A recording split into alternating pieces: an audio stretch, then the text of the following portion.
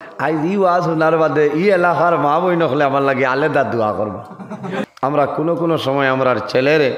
আমরার মেয়েরে নিজের বাইরে বনিরে খেও বিবিরে কোনো সময় জজ উঠি গেল রাগ উঠি গেল রাগে গুছায় গাল ঠাস করি তাবড় মারিয়া আকারে বাইং ভুলাই দেই না গছায় আগে ফটোর জেলা নেগেটিভ উঠিত না বুঝছেন না ওলা গালো নেগেটিভ বারই যায় না ইলা মারা যাইজ নাই গুনাহ কারণ আল্লাহর জাত ই বন্দার উপরে বেজার হয়ে যায় কারণ আল্লাহ তার কুদরতি হাত দিয়ে মানুষের মুখ্যমণ্ডল পয়দা করছে। আমার অনুরোধ হইল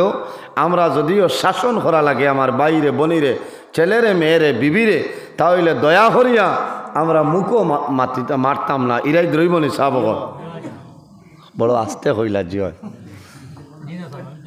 মাশাআল্লাহ। কারণ আজ ই ওয়াজ শোনার বাদে ই এলাকার মা বই নকলে আমার লাগে আলাদা দোয়া করবা। কারণ কিতা আজ যাবার বাদে যদি আজ এলাকা উত্তম মধ্যম দিয়াও জানি আর না কারণ মাগরিবের বাদে যদি চাহ মিলে না তো ইটা দেবাও লাগে ইটা রুটিন আছে খেওর রুটিন হিসাবে এটা আছে মাগরিব বাদে একবার লাগে ও বাড়িত গেলে জিকাই বাজে আই নজরুল ইসলামে যে খসলায় ওয়াজও আসলায়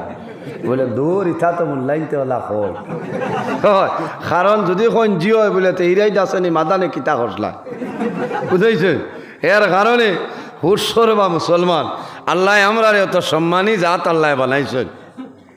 আমরা এই জমিনও আল্লাহরে ডরাইতাম আল্লাহরে ভয় করতাম জমিনও কোনো মানুষরে ডরাইতাম না বলেন একমাত্র জানে ডরাইতাম ইনখে আল্লাহ যে বন্দায় আল্লাহরে ডরায় এ বন্দায় আল্লাহরে রাজি করিলায় সুবহানাল্লাহ।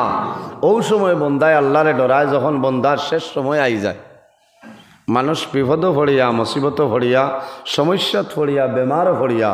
ওই সময় বন্দায় শেষ সময় আল্লাহর দরবারে কান্দে রে বা মৌলা আমার 60 বছরের জীবন অতিবাহিত হয়ে গেছে আল্লাহ আর মনে আমার সময় নাই আমার এনার্জি লস হয়ে গেছে শরীর দুর্বল হয়ে গেছে আল্লাহ তুমি ছাড়া আমার যাইবার জায়গা নাই হইবার জায়গা নাই ও মাহবুব তুমি আমারে মাফ করে দাও।